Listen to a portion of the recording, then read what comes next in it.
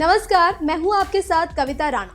पश्चिम बंगाल में जिस तरह से ममता बनर्जी ने तमाम मोदी विरोधी नेताओं को एक मंच पर जुटाकर बीजेपी को चुनौती दी है, उसके बाद से बीजेपी भी ममता बनर्जी के गढ़ बंगाल में पूरी रफ्तार में आ गई है।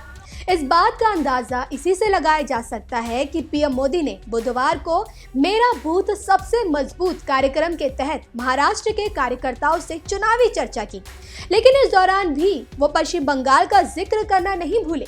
पीएम मोदी ने ममता सरकार पर आरोप लगाते हुए कहा कि पश्चिम बंगाल की सरकार तानाशाही के रास्ते पर चल रही है, लेकिन हम लोकशाही के लिए प्रतिबद्ध हैं। हमारी पार्टी वह है जो भारत के लोकतंत्र की सुरक्षा में हमेशा सबसे आगे रही है। आपातकाल का विरोध करने में हमारे लाखों कार्यकर्ता सबसे आगे थे। आज भी हमारे बहुत सारे कार्यकर्ता राजनीतिक हिंसा के शिकार हो रहे हैं, लेकिन इसके बावजूद भी हमारे कार्यकर्ता लोगों के हक की लड़ाई लड़ रहे हैं। अब आप देखिए, पश्चिम बंगाल में वहां की सरकार ने लोकतांत्रिक तरीकों से चुनाव नहीं होने दिए, क्योंकि वो जानते थे कि अगर स्वतंत्र और निष्पक्ष तरीके से चुनाव होते तो उन्हें बुरी तरह से हार का सामना करना पड़ता। वे तानाशाही के रास्ते पर चलते रहे, लेकिन हम लोकशाही के लिए प्रतिबद्ध हैं और हमेशा उसी रास्ते पर चलेंगे। बीमार होने के बावजूद पार्टी अध्यक्ष अमित शाह ने 22 जनवरी को मालदा रैली में जिस तरह से हुंकार भरी, उसे देखकर ये लगता है कि बीजेपी बंगाल में इस बार पार्टी के जनाधार बढ़ाने के साथ साथ मिशन 22 के लिए पूरे दमखम के साथ 2019 के रण में उतरने के लिए तैयार है। मालदा रैली में अमित शाह के जोशीले भाषण ने जहां कार्यकर्ताओं में जोश भरा, तो वहीं दूसरी ओर शाह ने भी साफ कर दिया कि बीजेपी बंगाल में नेशनल सिटीजनशिप बिल के साथ ही हिंदुत्व के मुद्दे पर भी ममता सरकार को घेरने के लिए तैयार है। मेरे साथ बोलिए, भारत माता की, भारत माता की। ये 2019 का चुनाव तय करने वाला है कि हत्याएं कराने वाली है तृणमूल सरकार बंगाल में रहेगी या उखाड़ कर फेंक दी जाएगी। ये चुनाव कोई दो पार्टियों के बीच का चुनाव नहीं है। बंगाल की संस्कृति को समाप्त करने वाली तृणमूल कांग्रेस और बंगाल की संस्कृति को वंदन करने वाली भारतीय जनता पार्टी के बीच का चुनाव है मित्रों। भारतीय जनता पार्टी की यात्रा रोकने से बंगाल की जनता के दिलों में जो कमल खिला है उसको आप कुछ नहीं कर सकती।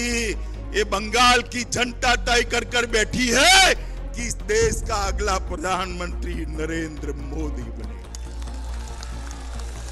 ममता दी को पूछना चाहता हूं, बांग्लादेश से जो शरणार्थी आए हैं वो जवाब चाहते हैं आपसे। आप बताओ, आप सिटीजनशिप बिल का समर्थन करोगे या नहीं करोगे? मुझे भरोसा है मित्रों, वो नहीं करेगी। नारदा घोटाला, शारदा घोटाला, रोजवेली फंड, वक्फ की जमीन को बेच खाए। बंगाल के अंदर दुर्गा विसर्जन की परमिशन नहीं, कहा पाकिस्तान जाकर करेंगे हम। सरस्वती पूजन नहीं होगा, कहां जाकर करेंगे? गठबंधन गठबंधन गठबंधन। ये किस चीज का गठबंधन है? ये सत्ता और स्वार्थ का गठबंधन। ये 23 लोग जो ब्रिगेड ग्राउंड पर बैठे थे उसमें 9 तो प्रधानमंत्री बनने वाले थे। ममता दी 5-25 नेताओं को खड़ा होकर हाथ मिलाकर हाथ खड़ा करने से नरेंद्र मोदी को नहीं हटा सकते। देश की 100 करोड़ की जनता नरेंद्र मोदी के साथ चट्टान की तरह खड़ी।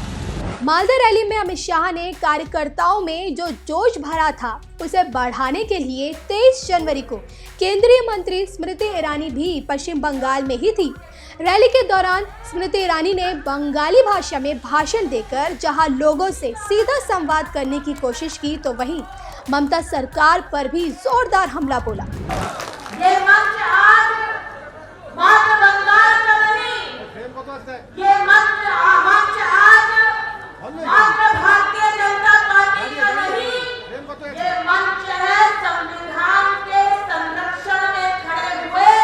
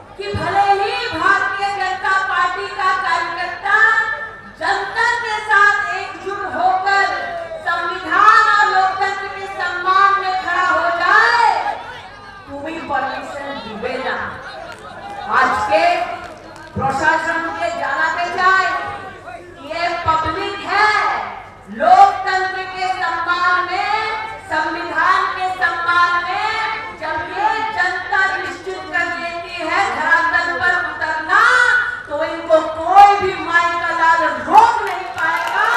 आज झारखंड में इस बात का संदेश है। स्मृति ईरानी को आगे बढ़ाने के पीछे माना जा रहा है कि बीजेपी ने बंगाल में लड़ाई दीदी वर्सेस स्मृति बनाने की पूरी तैयारी कर ली है, क्योंकि ममता से मुकाबले के लिए बीजेपी के पास बंगाल में तेज तरार महिला नेता की कमी मानी जा रही है, जिसके लिए बीजेपी ने अब स्मृति को बंगाल की रणभूमि में उतार दिया है।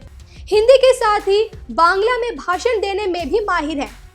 कुल मिलाकर 42 लोकसभा सीटों वाले पश्चिम बंगाल में बीजेपी किसी भी तरह मिशन 22 हासिल करने के लिए पूरे जी जान से जुटी हुई है।